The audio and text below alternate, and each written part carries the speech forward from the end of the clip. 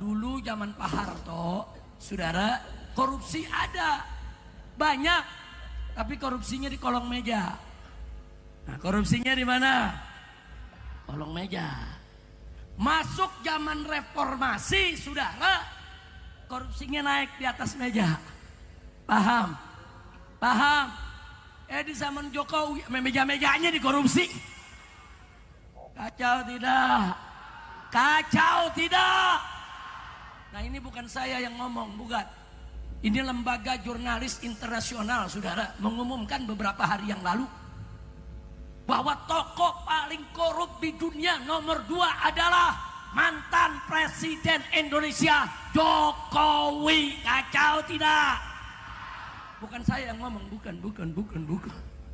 Makanya sekarang kalau Anda ke Jakarta, di Bogor, di Depok, di Bekasi, saudara, di sekeliling Jakarta, jalan-jalan, di tembok-tembok, di dinding-dinding, di pohon, di mana saja ditulis oleh rakyat, adili Jokowi, tangkap Jokowi, adili Jokowi, tangkap Jokowi. Saya berharap tulisan itu ada di seluruh pelosok Indonesia agar KPK bekerja jebloskan biang koruptor, saudara.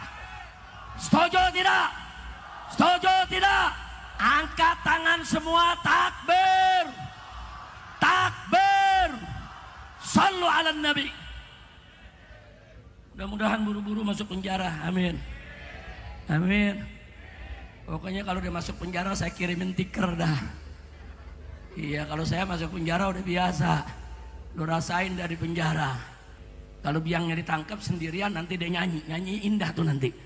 Nanti ditunjukin bukan saya nih, yang ini terlibat nih, yang ini terlibat, yang ini terlibat. Dia nyanyi, dia nggak bakal mau sendirian di penjara. Betul? Betul? Nah, maka itu saya tanya sekali lagi, ini semua siap lawan koruptor? Siap bela Indonesia? Siap jaga NKRI? Takbir! Sekarang ingin saya banding. Bentar. Nggak tahu kenapa ya, kayaknya memang dari dulu Habib Rizik ini sangat tidak sepaham dengan Pak Jokowi ya, karena dari dulu zamannya Pak Jokowi bertanding melawan Pak Prabowo pun beliau gencar sekali guys menyerang Pak Jokowi. Dengan approval rating Bapak Presiden Prabowo Subianto, 100 hari kemarin survei kinerjanya 80,9%.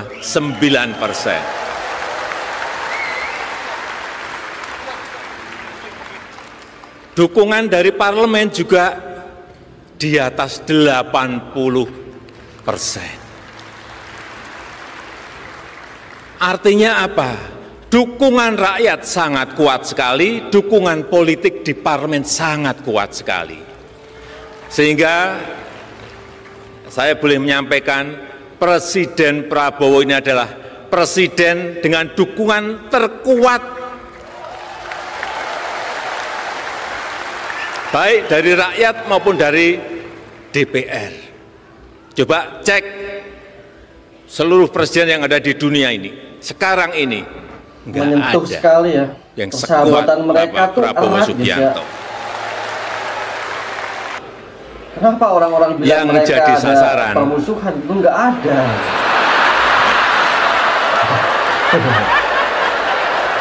Emang sekarang yang jadi sasaran adalah Jokowi. Karena saking kuatnya Bapak Presiden Prabowo Subianto, dikit-dikit yang salah Jokowi, dikit-dikit yang salah Jokowi, dikit-dikit yang salah Jokowi. Coba sekali-sekali nyalain Pak Prabowo, nggak berani. Karena kepemimpinan dan determinasi Pak Prabowo sudah sangat teruji. Kita tahu tadi sudah disampaikan oleh Pak Prabowo. Buktinya berkali-kali kalah tetap terus maju. Dan akhirnya menang. Mohon maaf, 2 kali yang mengalahkan saya. Pilih Jokowi. Tanggal 17 tokoh-tokoh akan berkumpul merumuskan kasus-kasus yang akan diangkat dan sekaligus akan meresmikan kantor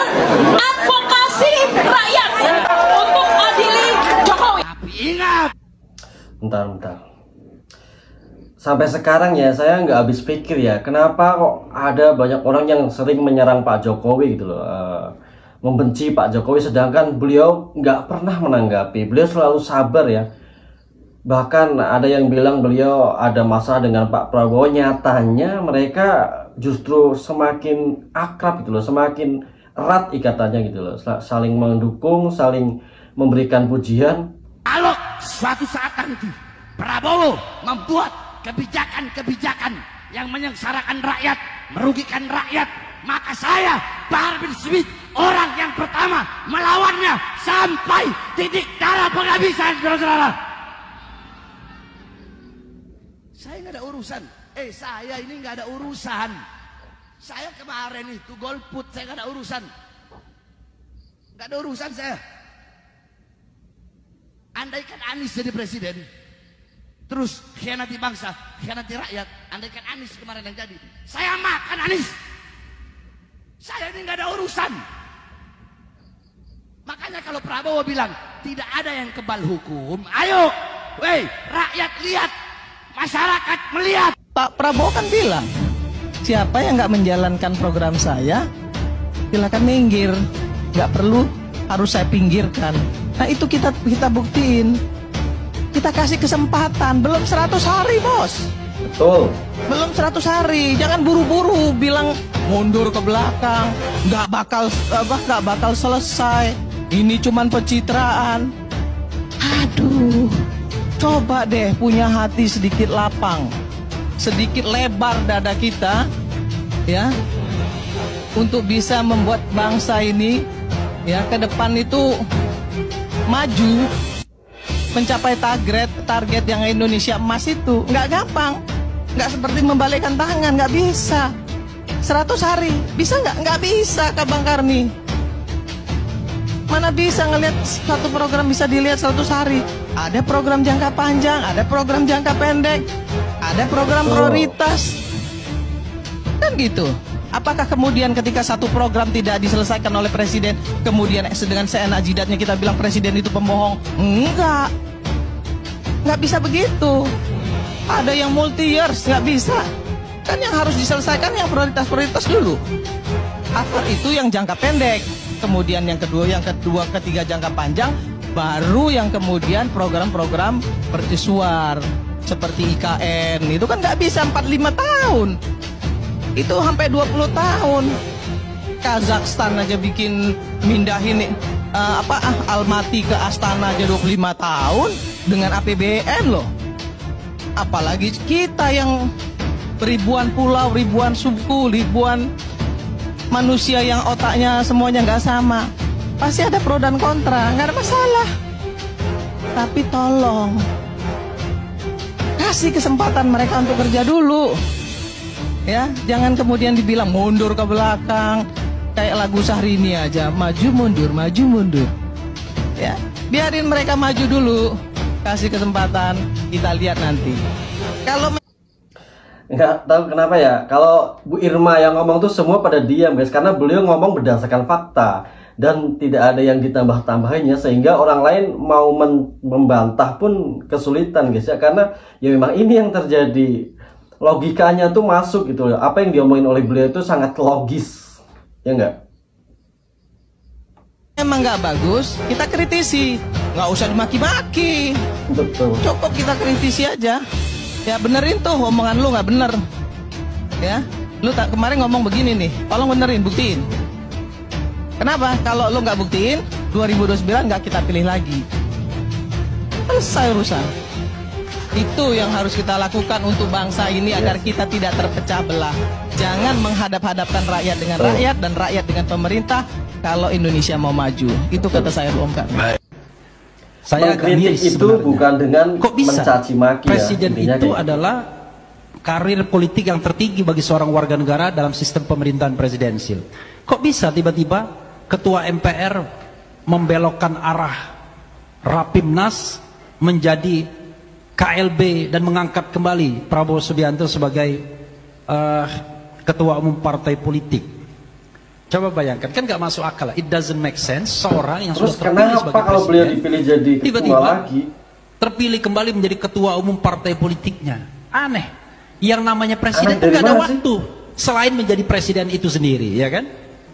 Kok ini bisa seorang presiden menjadi ketua umum partai politik? Kan aneh. Kenapa? Kalau Karena nggak salah dulu Bu mandat dari Megawati ketua juga umum ketua partai umum politik kan? itu yang utama adalah SBY juga memenangkan ketua umum pemilu Demokrat legislatif. dulu. Karena banyak orang yang akan diangkut ke dalam jabatan pemerintahan.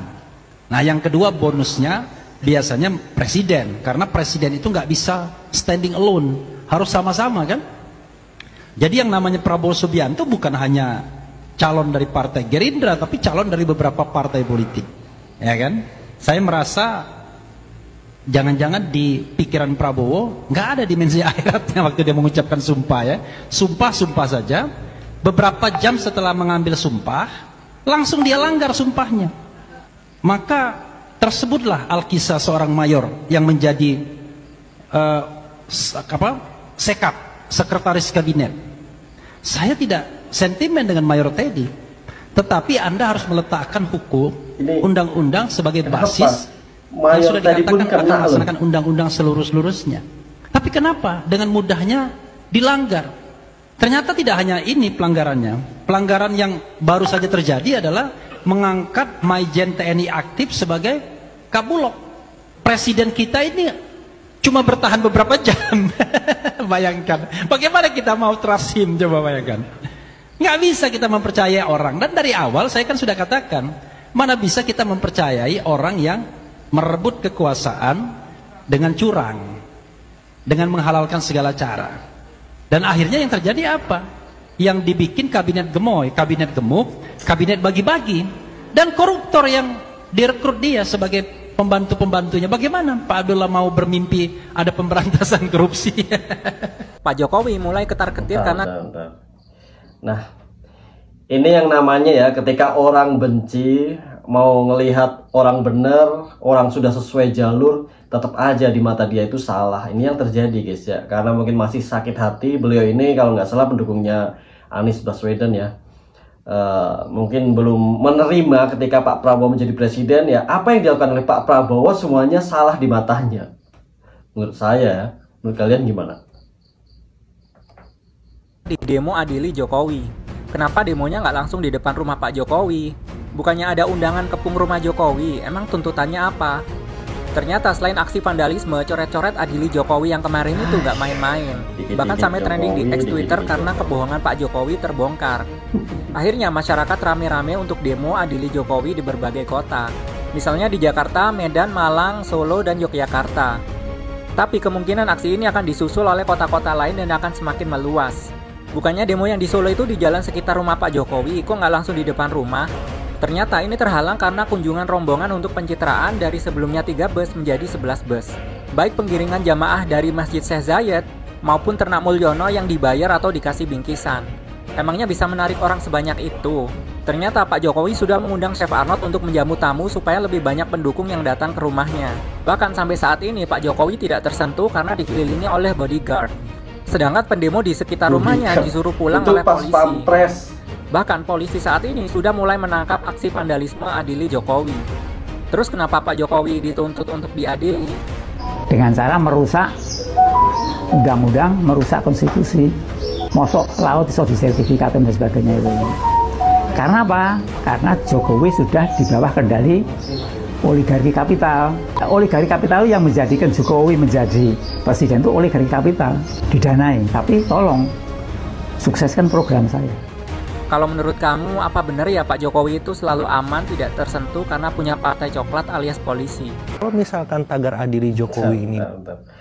Jadi memang kenyataannya kayak gini guys ya, karena orang-orang sekarang takut ya dengan Pak Prabowo, karena beliau ini sangat tegas dan suka menangkap para koruptor-koruptor ya. Kemarin sudah banyak ketangkap, sehingga yang jadi pelampiasan siapa ya, Pak Jokowi. Yang disalahin siapa, Pak Jokowi, karena beliau orang yang tidak pernah menggubris ya omongan orang-orang yang hujatnya.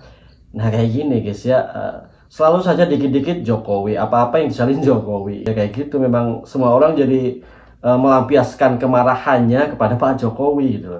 Dibiarkan tanpa ada pembuktian yang jelas, maka aparat harus bertindak. Aparat harus bertindak. Iya, itu pesan yang harus ditegaskan kepada semua pihak, karena hal-hal semacam ini nggak boleh dibiarkan. apalagi nggak ada ujungnya. Ya misalnya ujungnya itu ya harus ada laporan ke para pihak aparat tadi kalau memang ada kesalahannya. Tapi kalau dicari-cari kesalahannya, dan ini bisa berlaku ke Pak SBY nanti, ke Ibu Mega, ke Pak Habibie, Pak Soeharto, Pak Soekarno, bahkan Pak Prabowo juga. Kalau model semacam ini kita biarkan. Mencari-cari kesalahan. Persis gitu. Karena semua orang pasti ada salahnya, apalagi dalam konteks presiden gitu. Jadi kalau misalkan kita menyusul ke arah situ, saya kira ini jadi kurang pas, kurang. Semua presiden pasti ada kesalahan. Sehingga kita lupa bahwa di balik kekurangan dan keterbatasannya dia, itu juga ada kelebihannya yang perlu kita apresiasi juga. Sebagaimana kita memberikan kritik, dan ini harus sama porsinya. Kalau hanya kritiknya saja, kemudian nggak jelas ujungnya, saya khawatir ini justru jadi kebencian, Bang. Yang memang itu justru kontraproduktif untuk membuat kohesi sosial masyarakat kita kuat. Justru karena ini saya akhirnya meragukan gerakan-gerakan kebencian tadi.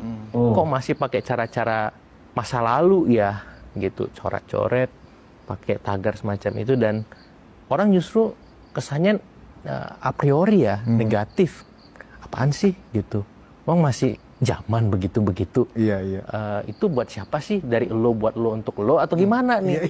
Itu benar. Ya, saya juga bingung kan. Dari lo buat lo untuk lo. Iya, karena kalau misalkan generasi milenial, Gen Z, kan a priori, Bang. Iya. Apa? Masih bisa begitu? Apaan sih? Iya. Ini beres. Ngapain coba coret tembok kayak gitu, justru nanti dibilang saya pemandangan. apa, Pak? Saya apa? Dikendalikan Pak Jokowi. Cawe-cawe, boneka gitu ya. Tidak ada bahwa kita ingin kekuasaan untuk kehebatan kita sendiri, tidak ada. Pak Jokowi saya yakin tidak punya ambisi untuk bikin ini dan bikin itu. Saya kenal, saya kabinet beliau 5 tahun, saya saksi. Pikiran beliau hanya untuk rakyat Indonesia.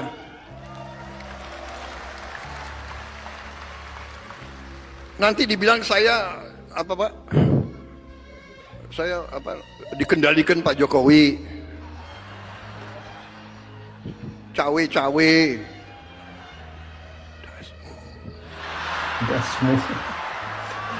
Dasmu. Kenapa kalian ribut? Kan saya nggak ngomong apa-apa. Benar. Naik adalah harga gabah untuk petani. Nah, itu harus naik. Saya ingatkan pengusaha-pengusaha, ya, kau boleh untung tapi jangan mencekek petani-petani kita. Daripada kau cekek, lebih baik saya cekek kau. Tuh, sikap lah. Maksudnya dia kayak gini sih. Boleh untung yang wajar. Rakyat kita harus sejahtera. Petani kita harus dapat keuntungan yang cukup. Kalau kau tidak patuh dengan peraturan pemerintah, kami akan bertindak.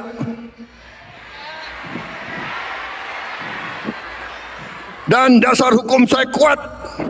Dasar hukum saya adalah Undang-Undang Dasar 1945 pasal. Bentar. Saya sedikit mengomentari apa yang dikatakan Pak Prabowo ya, ketika dulu zamannya Pak Jokowi dibilang bonekanya Bu Megawati. Sekarang zamannya Pak Prabowo dibilang bonekanya Pak Prabowo ini dikendalikan oleh Pak Jokowi. Kemudian ada lagi setelah Pak Jokowi sudah tidak bersama PDI, tidak bersama Bu Mega, sekarang Pak Jokowi dibilang bonekanya oligarki. Nah, ini pikiran-pikiran negatif ini yang membuat negara kita ini susah maju, guys ya. Ini masalahnya, guys. Karena pikiran rakyatnya tuh negatif gitu. Tiga. Deddy Corbuzier ini ibaratnya dalam 1 tahun dia belum tentu bisa bekerja karena belum tentu ada isu. Tapi gajinya tiap bulan lancar. Oke, karena ini yang ngomong adalah sahabat saya dan juga banyak masyarakat gitu ya yang nanya masalah efisiensi dan gaji. Oke, pertama gini, ini yang jadi staf sus bukan hanya saya, ada 5 orang. Tapi saya tahu kalau berita saya yang diangkat. Disclaimer ya, sekarang Om Deddy Corbuzier ini menjadi staf khusus ya. Jadi ibaratnya kayak Raffi Ahmad yang menjadi utusan khusus. Nah ini Om Deddy menjadi staf khusus. Hampir mirip lah ya. Tapi tetap aja ada orang yang nggak suka guys ya. Pasti heboh gitu. Dan 5 orang ini, 4 orang lah ya, kalau saya nggak dianggap nggak apa-apa. 4 orang ini luar biasa. Mereka emang orang-orang yang luar biasa. Kalau saya nggak dianggap nggak apa-apa. Tapi kalau masalah efisiensi saya mau jawab. Jadi gini, saya sejak awal juga sudah mengatakan kepada Kementerian Pertahanan bahwa saya tidak akan mengambil gaji atau apapun itu yang sifatnya material untuk saya pribadi sama sekali. Saya tidak akan mengambil apapun. Tidak akan. Kenapa? Karena pertama, saya tahu bahwa saya tidak membutuhkan itu. Kedua, saya tahu bahwa masyarakat lebih membutuhkan tersebut. Dan kalau mau bicara gaji dan sebagainya, saya juga banyak kok bantu orang, tapi nggak saya kontenin ya. Dan kalau mau bicara saya ngambil gaji coba PNS tuh nggak seberapa dibandingkan saya gaji bayar beliau guys pajak ya. setahun berapa, silahkan dicek. Sekalian cek net worth saya berapa. Jadi saya nggak ngambil gaji, materi apapun nggak akan saya ambil. Tenang aja, tenang, tidak akan saya ambil. Oke? Nggak akan saya ambil. Bagaimana dia berhadapan dengan Livi Renata, dengan Kates gitu ya, yang dikit-dikit nanyain, kamu perawan nggak kepada anak-anak muda, perempuan, cewek-cewek seksi. Nah, masalah yang ini menarik. Coba Anda klarifikasi dulu, tanya sama Livi Renatanya, saya pernah ngomong gitu nggak sama dia, itu dulu. Yang kedua, tanya sama Katisnya, konteksnya waktu saya ngomong itu apa. Jadi tanya konteksnya apa pada saat saya ngomong gitu ya. Kan nggak mungkin tiba-tiba saya nanya begitu tuh, nggak mungkin, pasti ada konteksnya gitu. Nah, jadi Anda juga jangan kemakan gorengan sama bocil gitu. Kalau yang lain Anda katain saya atau nggak suka, karena saya tahu ini sifatnya like and dislike dan gorengan, saya tahu, makanya yang diserang saya doang gitu. Padahal kalau efisiensi dan sebagainya bukan cuma saya kan sebenarnya. Jadi coba konteksnya dulu. Ya harusnya sih orang-orang yang berpendidikan ya, mungkin yang pintar ngomong itu paham guys ya. Om Deddy itu ya nggak butuh gaji seperti itu, kayak Raffi Ahmad yang ya tahu sendiri lah ya, kemarin juga LHKPN sudah memberikan informasi guys, kalau Raffi Ahmad gajinya 1 triliun. Terus kalau cuma gaji-gaji PNS 7 juta, 8 juta, 10 juta, ya buat apa mereka? Mungkin cuma jajan 1 hari, 2 hari buat anaknya ya kan. Jadi ya oke lah, benci boleh, tapi ya yang masuk akal kalau ngomong guys ya. Pahami. Kalau yang lain silahkan, tapi again terima kasih buat semuanya, and I make sure no, saya nggak ngambil gaji atau apapun itu, tenang aja.